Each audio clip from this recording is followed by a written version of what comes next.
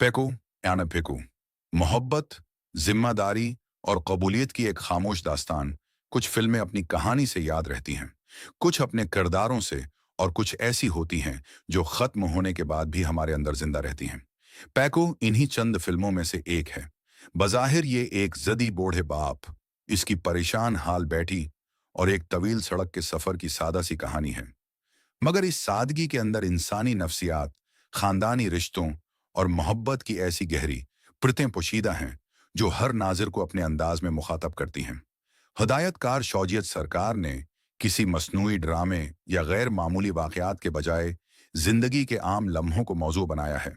यही वजह है कि फिल्म देखते हुए ऐसा महसूस नहीं होता कि हम किसी लिखी हुई कहानी का हिस्सा हैं, बल्कि यूं लगता है जैसे हम किसी हकीकी खानदान की जिंदगी को खामोशी से देख रहे हों।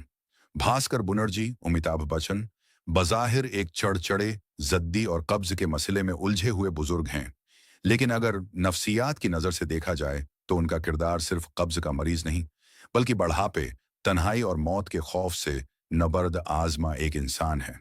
उनकी हर शिकायत, हर जद और हर बेजा फिक्र दरअसल उस बेयकीनी का इजहार है जो बढ़ती उम्र के साथ इंसान के दिल में घर कर लेती है।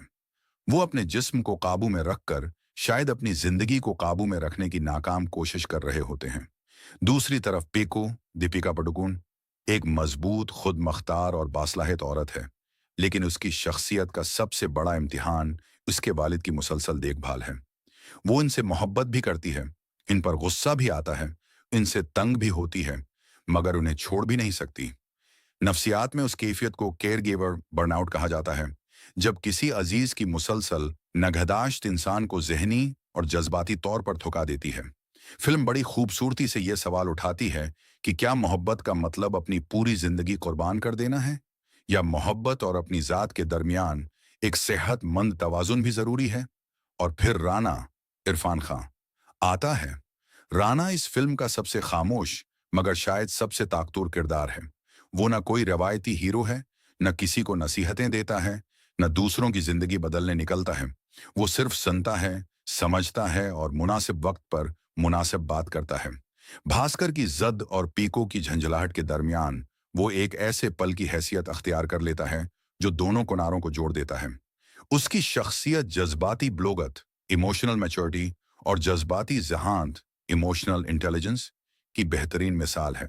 शायद उसी लिए पीको और राना के दरमियान पैदा होने वाला ताल्लुक इतना खूबसूरत महसूस होता है, क्योंकि वो बुलंद बांग दावों या फिल्मी मुकालिमों से नहीं, बल्कि बाहमी एहतराम। पीको की सबसे बड़ी खूबी ये है कि ये किसी किरदार को मुकम्मल तौर पर दरस्त या गलत साबित नहीं कर, पीको हमें ये भी याद दिलाती है कि वालिदैन बढ़ापे में बच्चों पर इन्हिसार करने लगते हैं।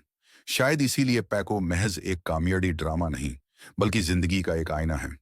फिल्म खत्म हो जाती है, मगर उसका एहसास देर तक हमारे साथ रहता है।